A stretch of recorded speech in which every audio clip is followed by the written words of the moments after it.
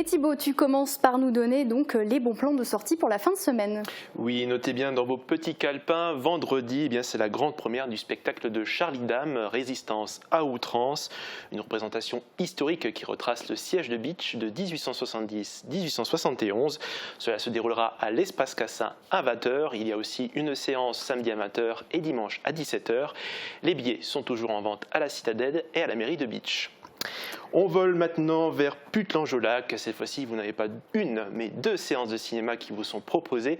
La première, à 17h, c'est pour les jeunes, c'est Le Tour du monde en 80 jours, une adaptation en animation du roman de Jules Verne. Et à 20h, est joué Les Intranquilles. On suit le personnage de Damien. Il est peintre et souffre de troubles bipolaires. On va donc suivre son état qui bouscule la cellule familiale. On va voler jusqu'au parking du Cora de Sarreguemines. La jeune chanteuse Lisa Dan fera un concert sous chapiteau et elle sera également disponible pour une séance de dédicace. Ça sera ce samedi de 15h à 17h. Et pour finir, le festival du film italien de Viru continue au Cinéma Forum de Sarreguemines. Vous avez plusieurs avant-premières qui sont disponibles du mardi 9 novembre au mardi 16 novembre. Vous avez la liste sur le site web.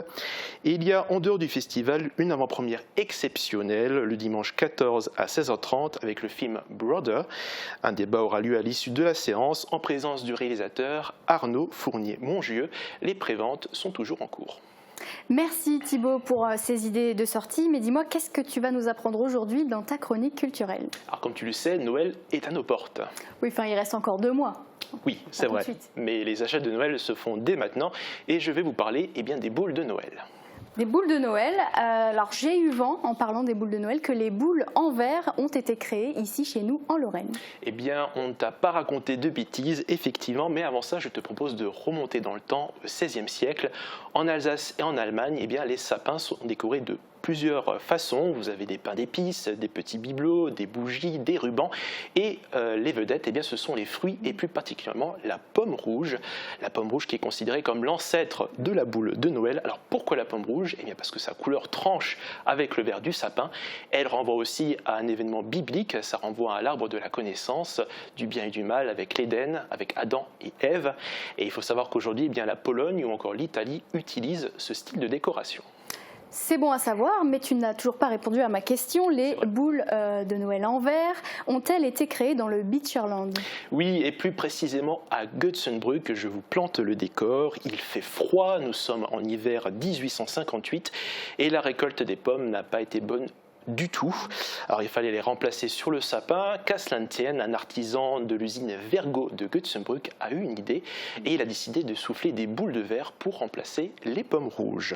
Très bonne idée. Très bonne idée, c'est un succès immédiat. Elles se répandent en France et partout dans le monde et cette usine produira jusqu'à parfois plus de 200 000 unités en 1950. Quand même. Cette usine, elle existe toujours? Non, malheureusement, Vergo a arrêté de souffler des boules de Noël en 1964 et déposera le bilan en 1981. Elle sera rachetée par la suite. La concurrence était bien sûr très rude et les boules de Noël en plastique faisaient leur apparition. Les usines aussi automatisées se multipliaient partout, donc la concurrence était très rude. Mais cette tradition ne s'est quand même pas arrêtée là. Aujourd'hui, elle continue. Oui, c'est le CIAV, le Centre international d'art verrier, qui a repris le flambeau. En 1999, a commencé à reproduire des boules de Noël. Alors, parfois, d'abord sous ligne traditionnelle, comme des boules rondes, comme celle-ci, aussi sous forme de pommes pour rappeler l'origine, et aussi en forme de glaçons en 2010. Et en 2001, ils ont décidé de lancer une ligne contemporaine. Ils ont invité des artistes au Centre Verrier pour qu'ils dessinent eux-mêmes les boules, et donc une boule de Noël différente est proposée chaque année. Et la toute première année, c'était l'artiste Andreas Brandolini qui avait dessiné la goutte. C'est vrai qu'on attend généralement tous les ans cet événement avec impatience. On a hâte de découvrir quelle va être la prochaine boule. Oui, un grand succès. Plus de 50 000 boules sont produites et vendues chaque année. Le public est toujours au rendez-vous. La dernière création en date, c'était la boule Magma en 2020, dessinée par Emma Pfliger et Antoine Feuglé. Ce mois-ci, la saison de Noël débutera le 11 novembre à 13h au CIAV. La toute dernière née sera présenté au public et je pense qu'il y aura quelques bouchons au portillon. Je pense aussi. Alors c'est vrai que cette boule de Noël de Meisenthal, elle est très connue, hein, même à l'international. Est-ce qu'il y a d'autres artisans dans le secteur qui en font aussi? Oui, alors moins connu, mais il en existe. Nous allons partir maintenant au pays de Sarrebourg, à Garbeau plus précisément. La cristallerie Lehrer existe là-bas depuis 35 ans. Et à partir de 2019, ils ont aussi décidé de produire une boule en cristal chaque année. La première était en forme de Kugelhopf et la deuxième qu'on voit ici, c'était en forme de bouchon de champagne. C'est original. C'est original. Et pour cette année, ce sera un Manneler, un petit bonhomme en pain d'épices. Et nous allons revenir à Götzenbrück, là où tout a commencé. Deux artisans locaux, Jean-Marc Pierron et Mathieu Senger, soufflent leur propre création. Ils ont une page sur Facebook appelée Souffleurs de rêve, où ils les exposent et ils les vendent. Nous pouvons retrouver d'ailleurs des boules de cristal en forme de bonhomme de neige, de sapin ou tout simplement ronde. Donc tu peux le voir, Margot.